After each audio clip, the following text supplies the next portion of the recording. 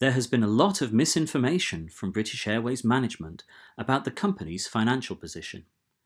This short video is designed to sort the facts from the fiction. BA's management say, restructuring the workforce is the only way out of this crisis.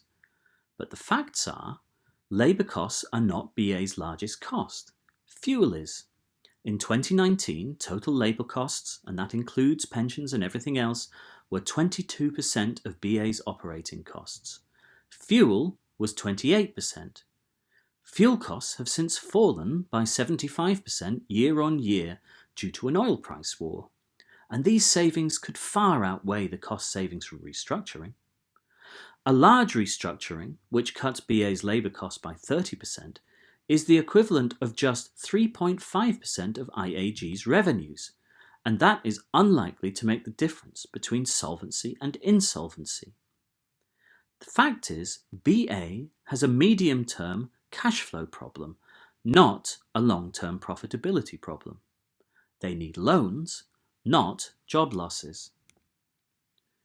They say, we don't have time to discuss things. We need restructuring now or we will run out of money.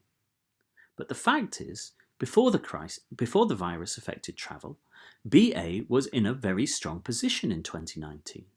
Its cash reserves and deposits were £2.6 billion, its shareholder equity was £5.8 billion.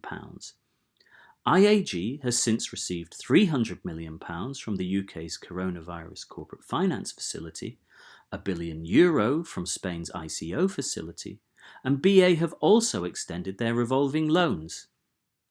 BA also have the cash from passengers who booked pre-crisis but then didn't travel.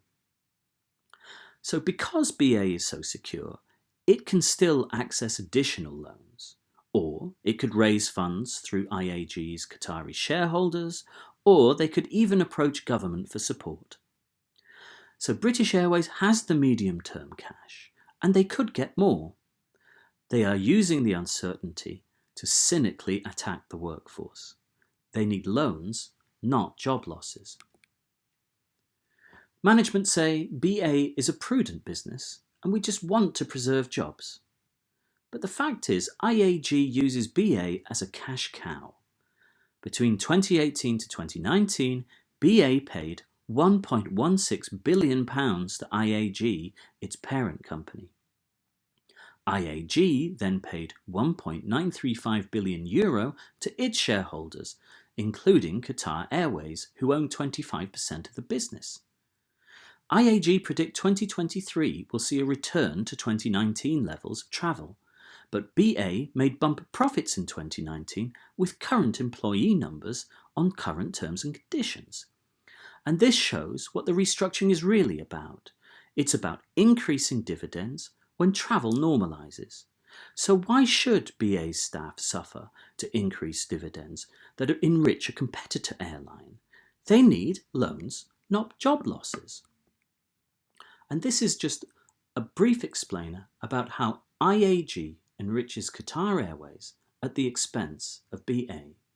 Between 2018 to 2019, British Airways paid £1.16 billion worth of dividends to IAG, and IAG then paid out €1.935 billion in dividends and share buybacks to its shareholders, including Qatar, who have a 25% stake in IAG.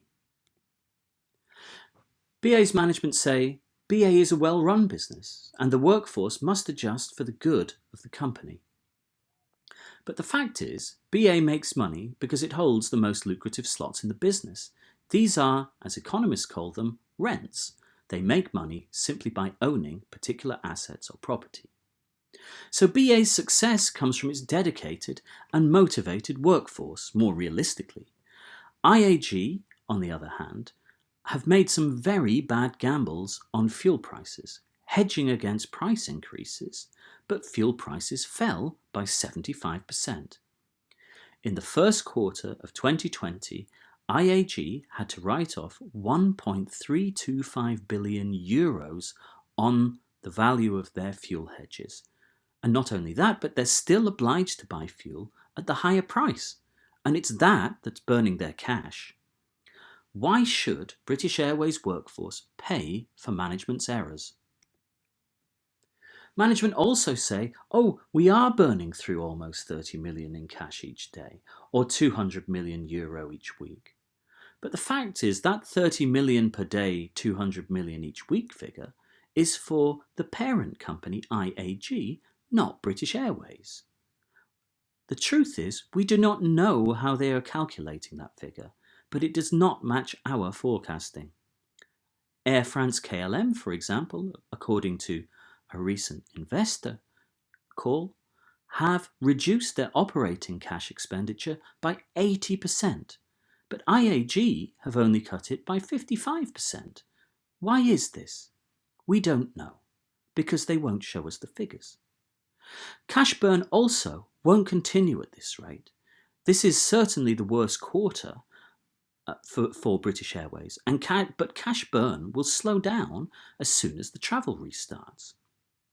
But in order to bargain, we need more information. We need British Airways' current cash position and a cash flow forecast for the year. We need guidance on how they are calculating these cash burn figures, and once we have that, then we can begin to negotiate fairly. So in summary, these are the facts. British Airways has the buffers against insolvency. Its cash reserves and deposits stood at £2.6 billion at the end of 2019. This is a secure business. IAG have received more cash since, £300 million from the UK's coronavirus corporate finance facility and €1 billion from Spain's ICO facility. They also have some customer payments which were made up front when they then didn't fly, and those customers have then been offered, in some cases, vouchers to replace those cancelled flights. BA have also extended their revolving loans. And also, BA has modest debt. There's room for more borrowing. It currently has interest payments at 10% of cash flow. So this is a safe business with lots of buffers. This is a medium-term liquidity crisis, not a long-term profitability crisis. So why attack the workforce? They could borrow more. There are many more options. Second fact is that BA needs loans, not layoffs. It is true that BA are losing money. They are burning cash. But labour costs are not the problem. BA's labour is just 11 to 12% of IAG's total revenues. A 30% reduction in BA's labour cost is the equivalent of 3.5% of IAG's total 2019 revenue. So BA needs loans to bridge this difficult period, not layoffs. BA could, for example, raise funds through share issue, and it's likely that IAG's Qatari shareholders would buy those shares. They are currently buying shares anyway. They could issue bonds or borrow from the markets. As we have already seen, BA had a stable business in 2019. They're suffering a medium-term difficulty now, but the good times will return when travel returns. Banks will lend against that future. They could take up loans from government or engage the Project Birch bailout scheme for large firms. BA's competitors have done this. Lufthansa have already taken a €9 billion rescue deal with the German government. Why can't BA? Once we get the cash burn figures, then it gives us potential to negotiate too. We could, for example, have a deferment on pension contributions, but we don't know what's possible until we get the accurate figures. So why is management turning on the workforce at this time of great uncertainty, when there may be other ways of covering their losses? The third fact is that BA will return to profit when travel returns.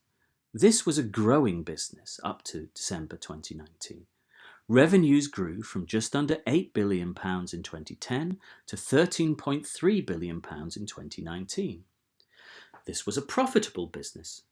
Operating profit grew from a loss of £231 million in 2010 to a profit of £1.921 billion in 2019. This is a market-leading business. British Airways' profit margins, return on assets, return on equity were much higher than those of close rivals like Lufthansa and Air France-KLM. And this was a cash cow.